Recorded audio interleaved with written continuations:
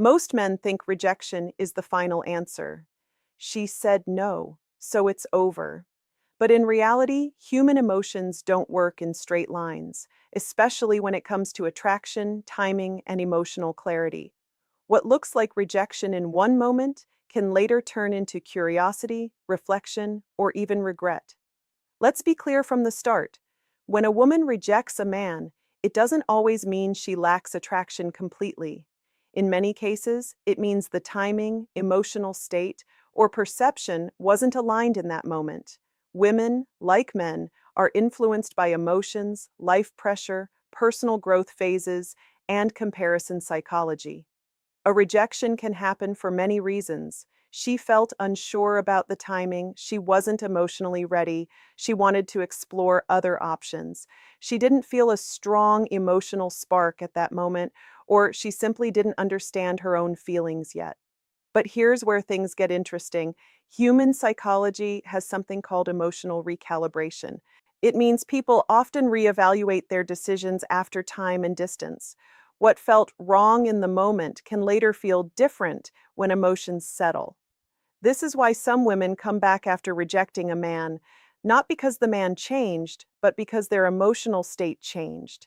Distance creates clarity, absence creates reflection, and comparison creates realization. When a man disappears from a woman's daily emotional environment, her mind starts filling the gap. Was he actually a good guy? Did I judge too quickly? Why do I keep thinking about him? This is not manipulation.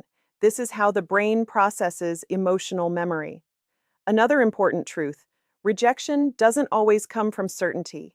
Sometimes it comes from hesitation, and hesitation leaves emotional doors slightly open. That's why the story doesn't always end at no.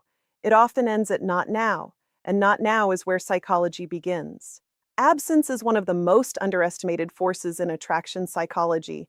When a man is present, available, and emotionally visible all the time, his value becomes part of the background.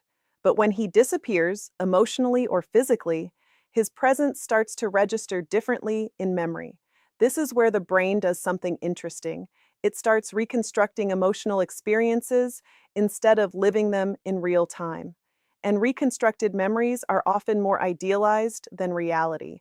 A woman who once rejected a man may begin to remember his kindness instead of his flaws, his emotional stability instead of minor imperfections, his attention instead of her earlier doubts. This is not because reality changed, it's because perception did. Another key factor is emotional contrast. When she moves forward after rejecting someone, she may encounter other experiences that feel less fulfilling than expected. This creates contrast, and contrast triggers reflection. Now she starts thinking, maybe he wasn't that bad. Maybe I was too quick to decide. But here's the deeper psychological layer. The human brain hates unfinished emotional stories. A rejection without emotional closure creates a psychological loop. That loop doesn't always close immediately. Instead, it reactivates later, especially when triggered by loneliness, emotional gaps, or unmet expectations in new experiences. This is why coming back is often not about the man doing something new. It's about her internal emotional processing reaching a new stage. However, it's important to understand something very clearly. Not every return is emotional clarity. Sometimes it's confusion, nostalgia, or temporary emotional need. That's why interpretation matters more than assumption. A man who understands this dynamic does not chase the return. He observes the pattern, because attraction that returns under clarity is different from attraction that returns under emptiness. Regret doesn't appear instantly, it develops slowly through emotional comparison and self reflection. One of the strongest triggers is emotional contrast with new experiences. When a woman meets new people after rejecting someone, she unconsciously compares emotional quality, even if she doesn't intend to. If the new interactions lack depth, stability, or emotional safety, her brain begins searching for reference points from the past. That's where the rejected man re enters her thoughts. Another trigger is self perception evolution. People change how they see relationships over time. What felt unimportant before may become valuable later. Emotional maturity reshapes standards, so she may begin to think, I understand relationships differently now than I did back then.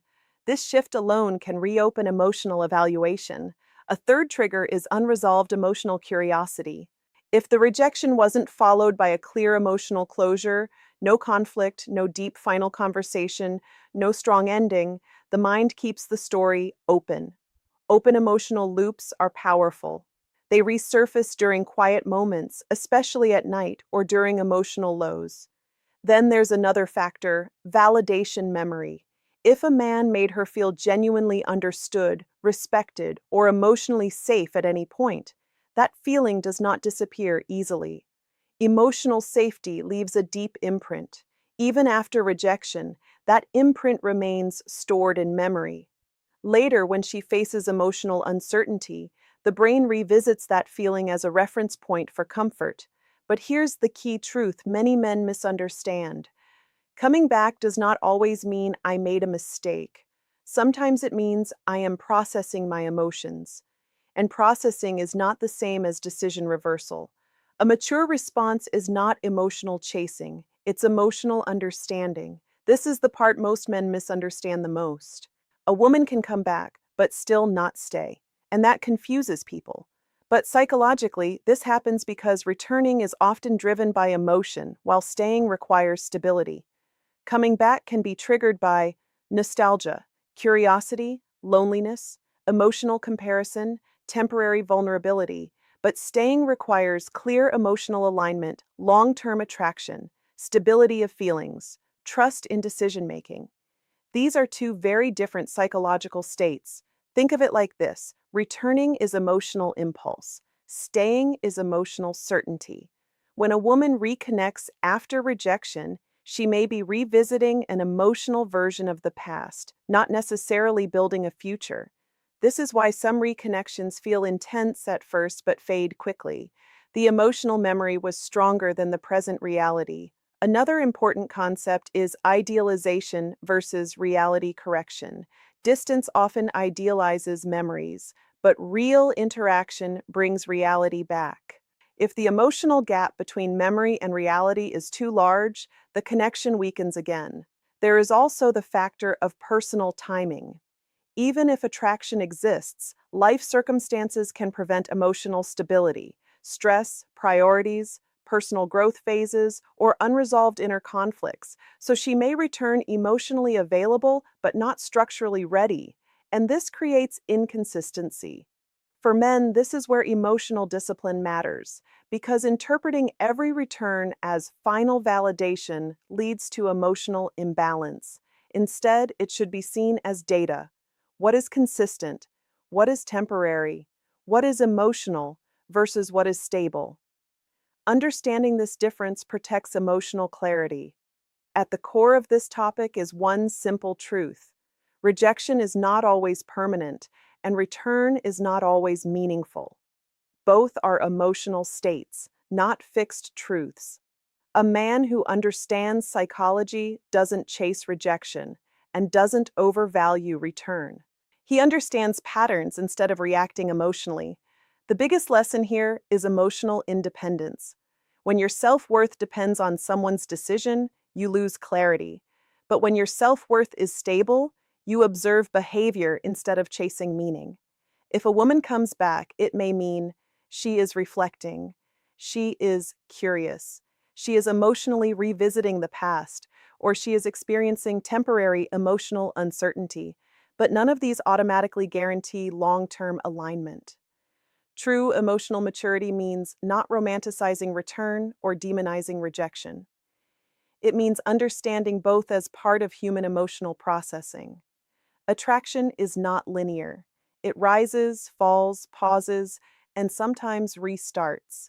But restart does not always mean continuation. So what should a man actually do? Not chase, not assume, not overanalyze emotionally. Instead, observe consistency, value actions over words, maintain self-respect. Stay grounded in reality, not fantasy. Because the strongest position in relationships is not being chosen. It is being stable, regardless of outcome. In the end, the truth is simple. If someone comes back with clarity, you will feel it through consistency. If someone comes back through confusion, you will feel it through instability. And knowing the difference is where real emotional intelligence begins.